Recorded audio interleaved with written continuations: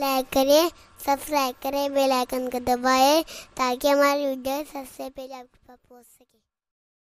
آقا کریم رؤوف الرحیم علیہ التحیۃ والتسلیم کا گزر ایسے لوگوں پر ہوا جن کے آگے کے مقام پر بوسیدہ کپڑا تھا اور ان کے پیچھے کے مقام پر بھی بوسیدہ کپڑا تھا، یعنی صرف قبل اور دبر چھپے ہوئے تھے، اور وہ اونٹوں اور بکریوں کی طرح چرتے ہیں، اور ایک قسم کا کانٹا، تھوہڑ کا درخت اور جہنم کے انگارے اور پتھر کھا رہے تھے۔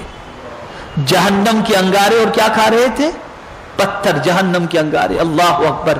جہنم کے دروازے کو سوئی کے سوراخ کے برابر بھی اگر کھول دیا جائے تو پوری دنیا جل کر کے راکھ ہو جائے، لیکن سرکار نے ایسے گروہ کو دیکھا جو جہنم کے انگارے کو کھا رہے تھے،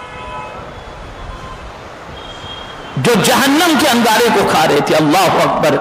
آقا کریم صلی اللہ علیہ وسلم نے جبریل امین سے پوچھا، اے جبریل یہ کون لوگ ہیں؟ حضرت جبریل امین علیہ السلام نے عرض کیا، یہ وہ لوگ ہیں جو اپنے مالوں کا صدقہ نہیں نکالتے تھے، اور اللہ کی شان یہ ہے کہ وہ کسی پر ظلم نہیں کرتا۔ یہاں صدقے سے مراد زکوٰۃ ہے، جو ان کے اوپر واجب تھی وہ نہیں نکالا کرتے تھے۔ تو جو زکوٰۃ نہ نکالے تو تاریخ زکوٰۃ کو آقا کریم صلی اللہ تعالی علیہ وسلم نے کل بروز قیامت ایسی سزا میں دیکھا کہ وہ انگارے جہنم کے اپنے منہ کے اندر ڈالتے ہوئے دکھائے۔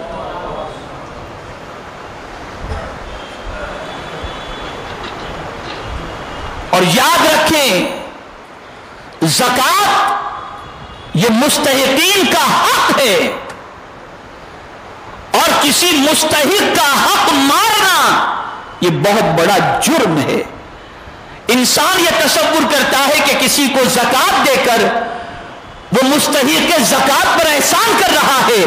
نہیں، بلکہ قرآن کہتا ہے وَفِي أَمْوَالِهِمْ حَقٌّ لِلسَّائِلِ وَالْمَحْرُومِ، ان کے مالوں میں اللہ عز و جل نے محروم معیشت کا حق رکھا ہے۔